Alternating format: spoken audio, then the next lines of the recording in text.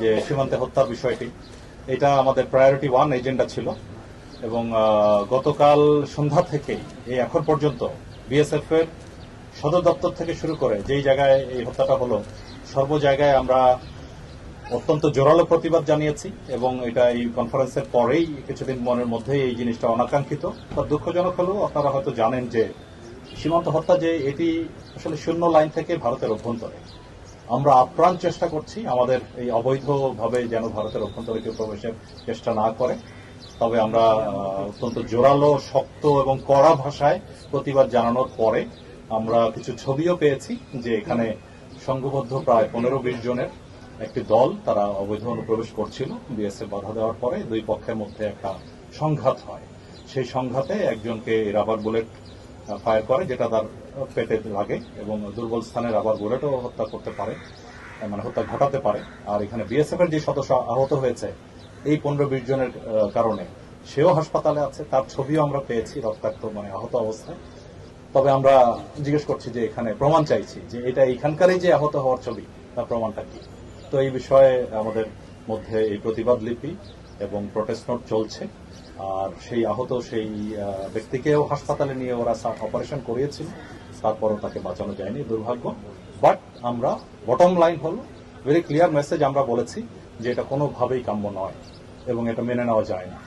এবং এটা যদি মেনে নেই তো ভবিষ্যতে ভারতীয় অনুপ্রবেশ যারা করে তো তাদের প্রতিও তো আমরা সুন্দরভাবে নিয়মের মধ্যে আমরা যে তাদেরকে গ্রেফতার করে হস্তান্তর করি, সেটা কতটুকু আর করা যাবে। আমাদের এদিক থেকে যত যাই হোক, অবৈধ অনুপ্রবেশকর যাই হোক, হত্যা কোনো চূড়ান্ত একটা সমাধান হতে পারে না। তো সেই বিষয়ে আমাদের এটা অব্যাহত থাকবে এবং আরো একটি যদি হয় আমরা আরো কঠোর অবস্থানে যাব, এটা আপনাদেরকে আমি আশ্বস্ত করতে চাই। আর একই সাথে আপনাদের সবারই আমাদের চেষ্টা থাকবে যাতে অবৈধভাবে কেউ যেন ওইদিকে না যায়। আমরা আপ্রাণ চেষ্টা করছি, প্রশাসন চেষ্টা করছে, স্থানীয় সবাই চেষ্টা করছে। তারপরও একটা কিছু কিছু ব্যক্তিকে আমরা ওই জিরো লাইন অতিক্রম করা থেকে বিরত রাখতে ব্যর্থ হচ্ছে অনেক সময়। বাট আমরা এই দুই দিকেই চেষ্টা করে যাবো। এক হলো বিএসএফ এর সাথে, আরেক হলো মানবাধিকার অর্গানাইজেশনের মাধ্যমে, তৃতীয় হলো যে কেউ যাতে ক্রস না করে। আপনার দ্বিতীয় পয়েন্টটা সংক্ষিপ্ত আসতে চাই। দেখুন, আপনারা একদিকে বলছেন আরাকান আর্মির জন্য সীমান্তে একটু আতঙ্কে আছে লোকজন, তো আবার আরাকান আর্মি যেন কিছু করতে না পারে। অন্যদিকে যদি আমরা যেটা কোনো একটা যে আরএসও আরসালা যারা বলেন ওইটা যদি কোনো কিছু হয়, সেদিকেও আপনাদের মানে আমরা যে কোনো একটা স্ট্র্যাটেজি অবলম্বন করতে হবে। তো কারণ আমাদের মূল লক্ষ্য হলো আমাদের সীমান্ত যাতে নিরাপদ থাকে, সীমান্তবর্তী এলাকায় জনগণ যেন নিরাপদ থাকে। তো সেটা করার জন্য আমরা একটা স্ট্র্যাটেজি ফলো করছি। তো আমার আমি বলতে চাই যে সীমান্ত, এই মায়ানমার সীমান্ত কেউ যদি অবৈধভাবে অনুপ্রবেশ না করে মায়ানমারের অভ্যন্তরে, নার্কোটিক্স বলেন, ইয়াবা বলেন বা অন্যান্য যে কারণে হোক, যদি ক্রস না করে তার নিরাপত্তার কোনো ঝুঁকি নাই। নিরাপত্তার যদি কোনো ঝুঁকি থাকে সেটা সেই নিরাপত্তা দেওয়ার জন্য আমরা বিজিবি তৈরি আছি এবং বিজিবি আমরা we are well equipped for that. So এই বিষয়টা থাকবে।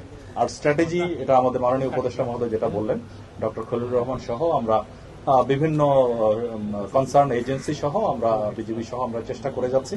একটা স্ট্র্যাটেজি আছে, তবে এটার সম্বন্ধে বিস্তারিত এখনই আমি সম্মুখে বলতে চাই না। সঙ্গত কারণেই আমরা আশা করছি যে সে বিষয়ে একটা সফলতা আমরা অদূর ভবিষ্যতে পাবো ইনশাআল্লাহ। ধন্যবাদ।